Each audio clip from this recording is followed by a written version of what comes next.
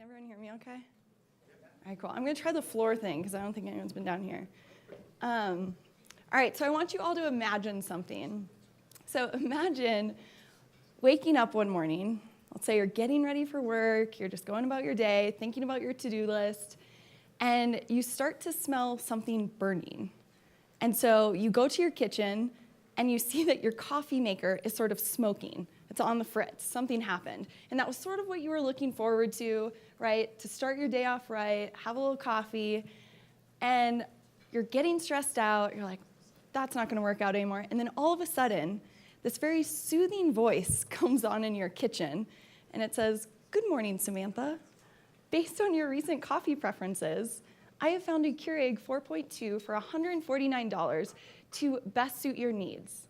If you would like me to have this ordered and delivered by tonight, please confirm by saying yes." Who here would like something like that? And who here might be a little freaked out by something like that? And that's fair. Both are totally fair. But Google has not been shy about this is where they're going, right? They want to start providing us all answers before we ever even ask the questions.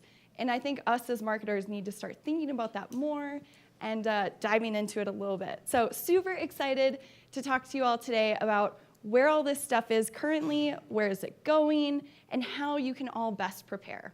So definitely have baked in plenty of Q&A time to delve deeper in whatever topics you guys all prefer. But to kick things off, where is this stuff today? The foundational SEO is alive and well, right? I heard a number of speakers talking yesterday about all of this great stuff, right? These things still matter. And it's important to be familiar with them and to continue to execute these things on your sites. But to take this maybe a little bit deeper, I think now we're starting to see a lot of people really digging into like server log file analysis, right? What's Googlebot actually doing on your site? That's kind of taking all of this a step further. And something that I recently discovered that not many people are fully aware of is that robot text file, right? We're all familiar with it, but what happens when Googlebot goes to your site, they check for that file, and it's neither a 200 or a 400, right? Let's say it's a 500 server timeout error. Does anyone know what Googlebot does when they come across something like that on your site that directly impacts all of this hard work that you've done? Do what?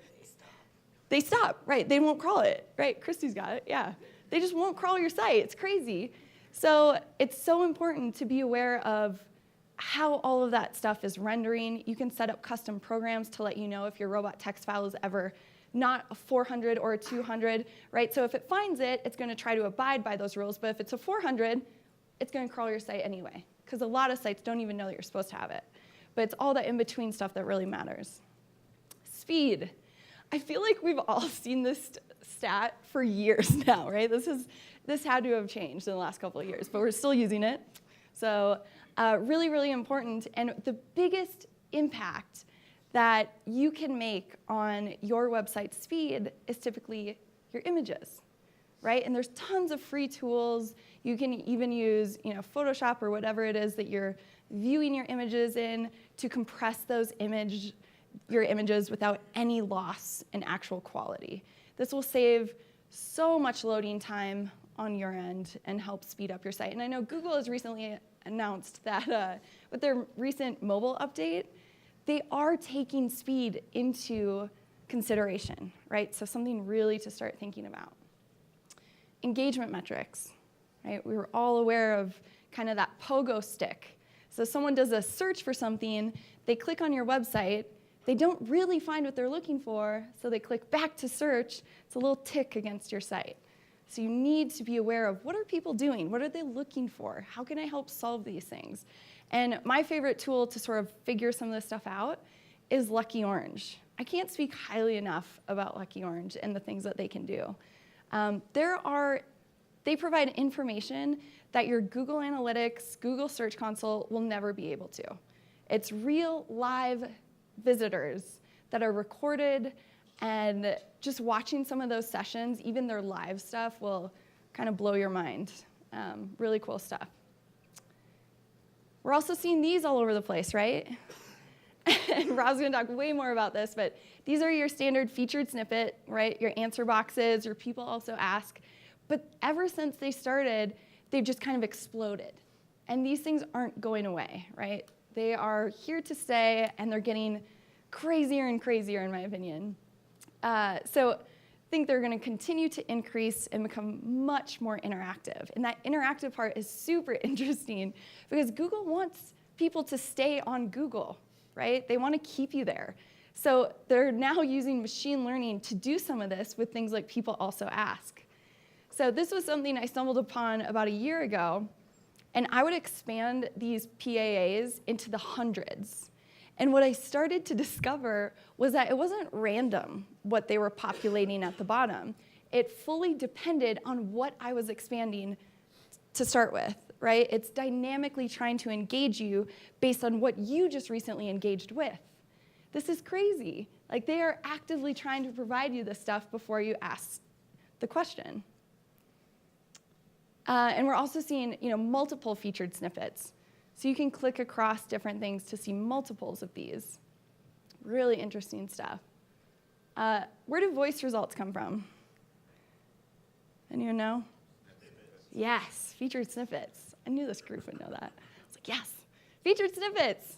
Right? So you ask, hey, Google, how many people have walked on the moon? It'll give you the answer. It usually cites the source, but not always. And then it'll provide the first sentence or two, sometimes longer, depending. So voice has yet to figure out two really big things. One is monetization, and two are those follow-up questions. And they're starting to get better at the follow-up questions, but something to help solve potentially the monetization, and Rob, you might have more info on this later, is to incorporate these displays. So I know Alexa has come out with what we sometimes consider as like these big dumb phones, right? They don't do anything, you can't call, but they're these like displays the size of kind of a mini tablet to help facilitate some of those ads and some of those next steps. All right, so where's this stuff headed? So this is where it gets super, super exciting, and we have some fun stuff. So in my opinion, machine learning and the connecting of real-world data is going to start to take over pretty much everything. We've all seen this, right? So the popular times to go somewhere on any given day. Google is using real live data to populate this stuff, right? They're using actual cell phone data and location data to do this. And quite frankly, why wouldn't they, right? We always talk about like, links and engagement and all this stuff. If they have real world data, why would they not use that, right? How many people are coming back to that location? What do the returning visitors look like? It gives them so much more data as to who to show as a relative authoritative source. So David Mim, kind of a local SEO guru, was quoted saying, Google will be the new homepage for most small businesses. And this is something to keep a really close eye on because we're seeing everything in these results, right? Book online. You can look at menus. Don't ask why I was looking at Taco Bell. I just thought that was funny that they had it. You can ask questions, right? You're doing everything necessary in these results. It's almost like you don't need that website. This isn't to say that the local small business websites are going away. I don't think that's true at all. I think they're still going to be hugely important in providing this data to things like Google and to search results. But definitely something to keep an eye on and to continue to evaluate. So I love this quote by Jeff Bezos. If we have 4.5 million customers, we shouldn't have one store. We should have 4.5 million stores, right? It's that personalization with your site. This makes a huge impact on how people feel when they get to your site. And quite frankly, most of us in this room are so used to this, right? We go to Amazon, and they know that I'm into like leather work, and I love chess, and that my mom is purchasing weird things for her classroom like Pollyanna. That thing just creeps me out. But it's this personalized experience based on what everyone on my Prime account was recently looking at. And we see it everywhere, right? We see it in our social media, you name it. Why wouldn't we start facilitating this on our own websites, So if you don't have the development resources or things available to you to start experimenting with some of this stuff, there are different applications and programs out there for you to play around with to try to do a little bit of this. Really, really exciting stuff. Machine learning, something I get way, way, way too excited about. I just think this stuff is going to absolutely take over the world. But to kick off like the machine learning thing, machine learning is just a subset of AI, right? It's not AI. It is a subset of it, and it's beautiful. So it's, in a nutshell, you would take something like labeled training data. This is why we see Google asking us to click on pictures of cars, right? Or pictures of street signs. They need labeled training data to do all of these future things. So that's a huge component that goes into the different algorithms. Algorithms can be as simple as your stats 101 linear regression, k nearest neighbor, or random forests, right? You can start to paint this picture of what you want it to do, and then the machine learning model will figure out how best to predict something. So there's two primary types. There is supervised, which you continue to feed that's correct, that's incorrect information, and then there's unsupervised, which is crazy, and they just teach themselves. And what's funny is that you can see them getting dumber before they get smarter. And they're a lot of fun to play around with, and they have so many implications. One that's in use today is this really cool tool called Espresso. So I used this when I had my agency in Colorado, and we used it to optimize these Facebook ads. So it's a great example of machine learning. You would basically upload 4 different images, 4 different titles, 4 different descriptions, and then I think you can select either 5 to 6 different demographics, as well as mobile, desktop, you name it. It will combobulate all of these things, and it will tell you what performed best on mobile for this demographic. And then you can set it to self-optimize your campaigns, saving your clients thousands of dollars. Really, really cool stuff. I've been a fan of these guys forever. Kaggle, super weird name, really cool company. They do, I hate saying that. They do like the coolest data science competitions in the world. So if you're into this stuff at all, I highly suggest just check out their competitions.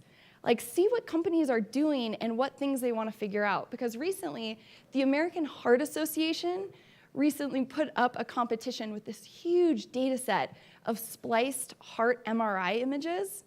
And apparently, this old way of doing it would take a doctor around 30 minutes and cost patients tons of money. And it's today our current best predictor of cardiovascular heart risk. So they wanted computers to do this for them, right? So they upload these huge data sets. It was a couple $1 million to the team that provided the most accurate outcome. And sure enough, they came up with a model that I want to say was 98.9% accurate, saving doctors all of that time and patients all that money. This stuff will start to revolutionize things as we know it. And if any of you want to get your hands dirty, which I highly suggest you do, absolutely anyone in this room on your current computers could play around with a machine learning model in around 20 minutes with TensorFlow. So TensorFlow is Google's open source machine learning program and libraries. So you can connect this with all sorts of different stuff. They've got tons of cool walkthroughs, image recognition, natural language processing, all sorts of stuff that can be connected with TensorFlow and provide really, really fun, incredible outcomes. All right, so we've all heard, this story is so funny to me. We've all heard natural language processing, right? It's been in use for quite some time, and it's gotten better, and it has many applications, but what's next is NLG, natural language generation. And we all, as marketers, need to be a little careful about NLG. There's companies like this that are popping up everywhere, right? Because content's so huge, we need to provide all this stuff. So all of a sudden, these companies have, just a basic understanding of how to automatically do some of this stuff. And I went to check this out, And I will say, I just put in dating advice. I didn't put in anything else. But they prompted me for dating advice for women, which I found slightly offensive. But I was also like, well, maybe they're really like good. They have a personalized homepage experience. What do I know? And so I selected that. And then this is their teaser, where I just was done. I couldn't believe it. And this isn't just the first thing that I did. I had been testing meta descriptions, different SEO terms, and once I got to this, I was like, okay, like this is ridiculous. I hope no one wastes their time, money, or energy on this. And so I went to find this company on Twitter, and I saw that they recently tweeted, "Are you a feminist? Read what our algorithm had to say about it on the Stylist magazine." To which I think I was being just appropriate in saying, I'd say you're still a ways off. Appreciate what you're trying to do, though. Because I do. I appreciate where people are trying to break through to some of this stuff. Their reply is the greatest thing ever. I don't know. It was too good. It was too funny. I ended up liking that. I was like, this is just great. This is a gem. But there are some people doing this really, really well. So take a look at this.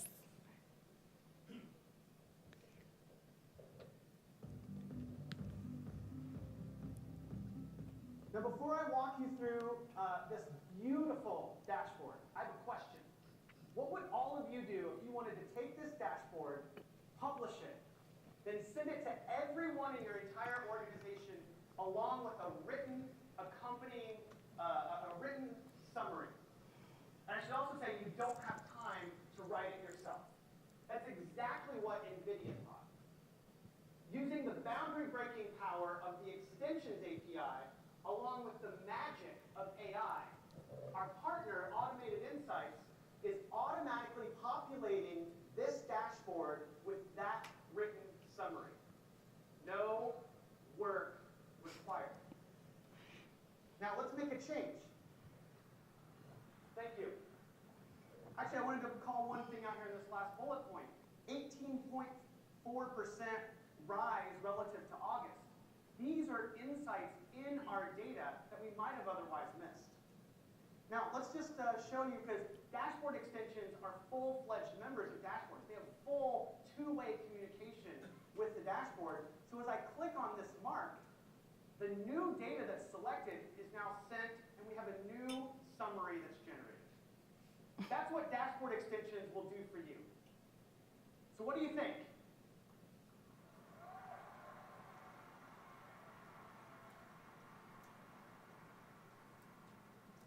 So imagine what the Extensions API is going to do when it unleashes the creativity of developers and inspires them to create things that we've yet to anticipate.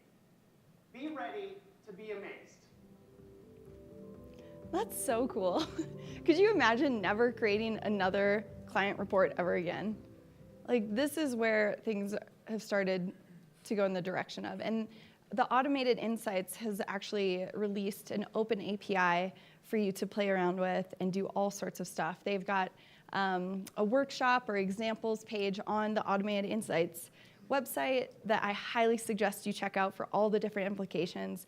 It's crazy. This stuff is so exciting. And just imagine what it's going to do for SEO, right? It's a little terrifying to think that alt text could just automatically be generated for all of your images, right? Title tags could be generated based on current SERP results and things like this. It's unbelievable where this stuff is headed. Let's see. Where is it headed? I'm just kidding. All right, so how can we all prepare for the future? So I think there's still a lot to be said about current opportunities today and taking advantage of things that are still working sort of before it's too late, right? There should be a sense of urgency. And sometimes I think we overlook things, right? We kind of overanalyze all of this stuff. One of my favorite examples was when I owned Pride and we did strategic online medical marketing. We had an MRI company come to us and ask us to do basic keyword research. So they were building a new website, they just wanted some consulting. It was a relatively simple project, but what we came across was that hundreds of people a month were searching open versus closed MRI. And with just a very simple Google search, we could see that no one was providing this information, right? There was no good information on these two things. There wasn't images, nothing. So we put this page together, and I think this data is 4 years after that. That page still saw over double the traffic of their homepage and brought in their most qualified traffic. So this is still the power we have available to us today. There's opportunity keyword gaps like this all over. Everyone in this room has some, I guarantee it. But how do you find them? So sometimes the most basic place to look is this Google suggest, right? Start typing that stuff in and just don't hit enter. And I used to make all my employees actually go through the alphabet and then make note of any crazy, interesting things that they saw. And then this extra data that you guys see sort of on the side here is a Chrome plugin called Keywords Everywhere. It takes a little bit to get used to it, but it's awesome. Like, being able to evaluate this and know which has the highest search volume instantly has been a game changer for me personally. So definitely check that plugin out. But yeah, just going through the alphabet. And then my favorite is versus, right? They're down to you and someone else. It's your brand or this other brand. It's this shoe or this shoe. What is going on in those search results, and how can you create content to be competitive around it and have a voice in that space? We've all seen this creepy guy on Answer the Public. He's my favorite, such a weirdo. And it gives you, this kind of question wheel of all of the questions around a particular topic. FAQ pages are still SEO gold mines. And maybe these SEO gold mines start to lean a little bit towards those featured snippets, right? You could facilitate really great opportunities for Google to grab that content and put it in the SERP. But it's important to be aware of all of these things.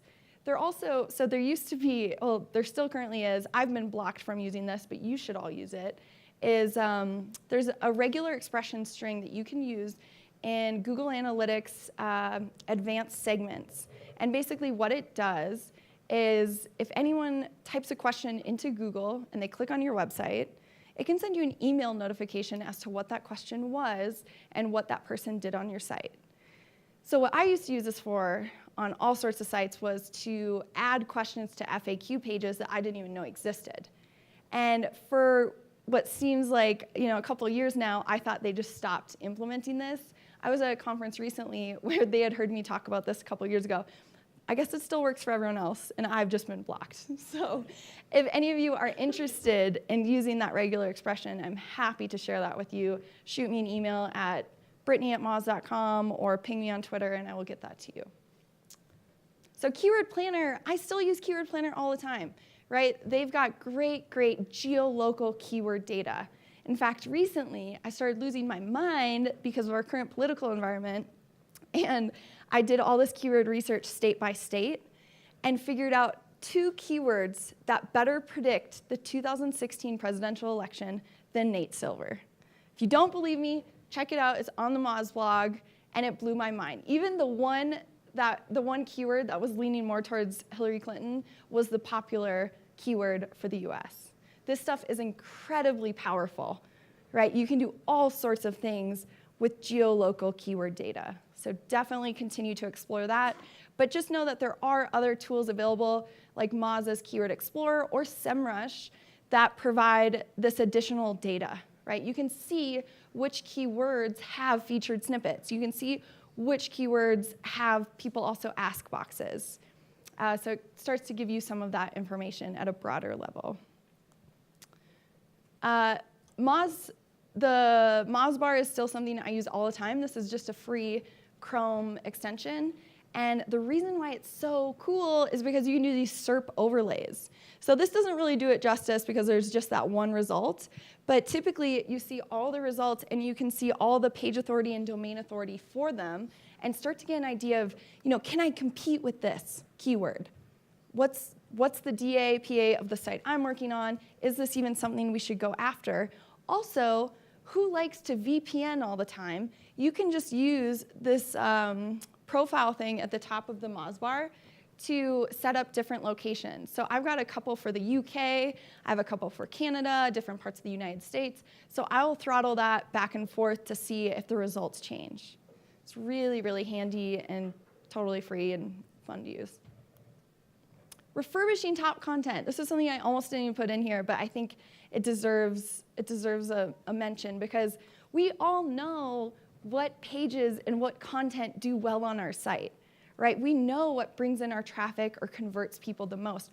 Why would we not want to take that content and refurbish it on these other websites to continue amplifying it? Really, really powerful tactic and really, really fun to experiment with and to play around. So this is my buddy Will. I just love this so much because I was at Sear Interactive's offices in San Diego last week, and I was talking to one of his employees who said something that I thought was the coolest thing ever. And basically, Will was on a panel recently where he was asked, Will, like, what do you think sets Google apart from all the other search engines? And Will goes, stop complaining.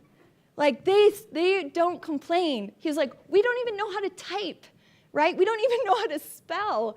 And Google came up with autocorrect. Like, that's amazing when you think about it. And I think us as marketers need to think about that as well and start to apply it to the things that we're doing because it's true, right? They go the extra mile to make this stuff so easy for us. And they're just going to continue to do so.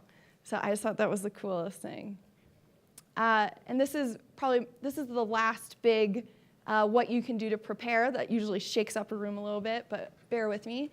Apps are horrible, right? Apps are the worst.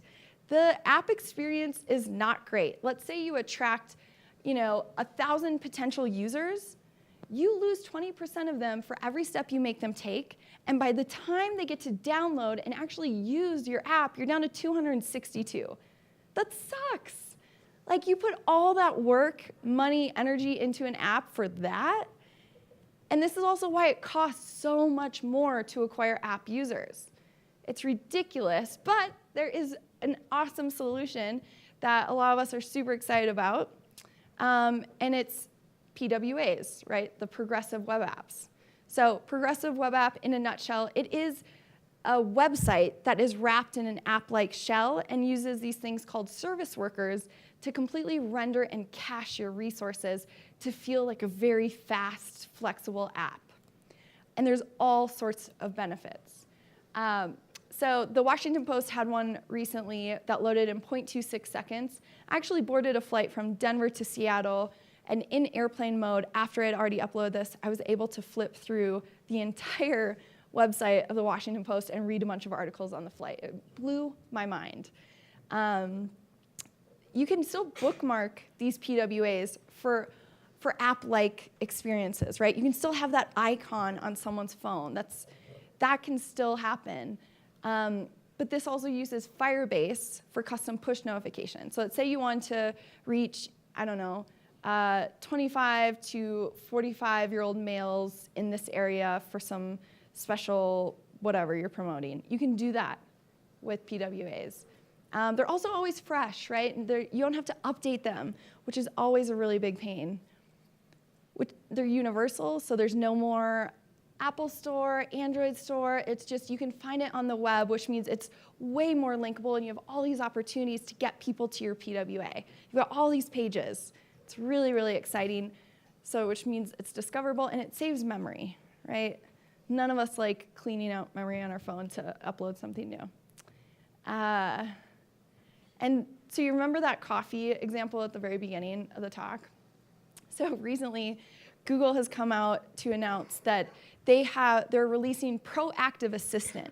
What this means is that voice will start proactively providing you like assistance or help for you name it. One of their examples was if they see that you have a flight leaving Utah tomorrow, they can call an Uber or a Lyft for you to make it to the airport on time, right? Based on all these other conditions. So really, really interesting stuff. It's just going to get more and more crazy, but also more helpful and interesting to keep an eye on. So what did we talk about? So I know this is sort of a lot, but where are things today, those foundational practices definitely still apply. as well as keeping an eye on server log file analysis. If you've never done that before, I highly suggest you do that. Screaming Frog has a really great log file analyzer that you can use and play around with that will help.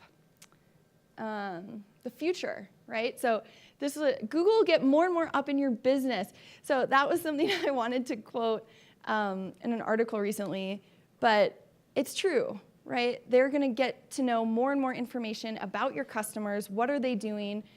What's the return like? How long are people staying? All of this stuff will become more and more transparent.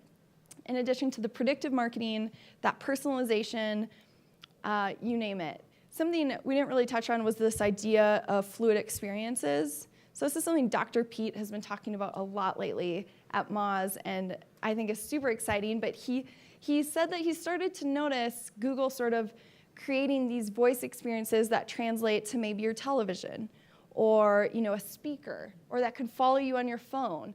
That they want to have this idea of these fluid experiences to provide the information in the way that you most likely want it, right? So it kind of carries, which is interesting. And then how to prepare, right? There's so many opportunities available today. And it's just a matter of teasing them out and taking advantage of those. But I highly suggest you also explore those PWAs. Check out the machine learning capabilities with either TensorFlow or just keep an eye on Kaggle.com and play around with the idea of, what could dynamic content and personalization do for your site? What would that look like? And just starting to think about all of those things. I've got all of the tools that were mentioned here, and this will be available to all of you. So and there's a couple I didn't really mention, but I just think these are all worth checking out. But yeah, that kind of wraps it up for me. So thank you guys so much. So I know we definitely have time for Q&A, and I would love to take any questions that you guys have on any of this stuff. Yeah? Talk a little bit more about the regular expression to find out. Yeah. Yeah. Okay, so he was asking about to speak a little bit more about the regular expression to figure out what people are searching for. So you could probably write one yourself, but essentially it's a regular expression string using all of the who, what, and, or, if, like those kind of questions.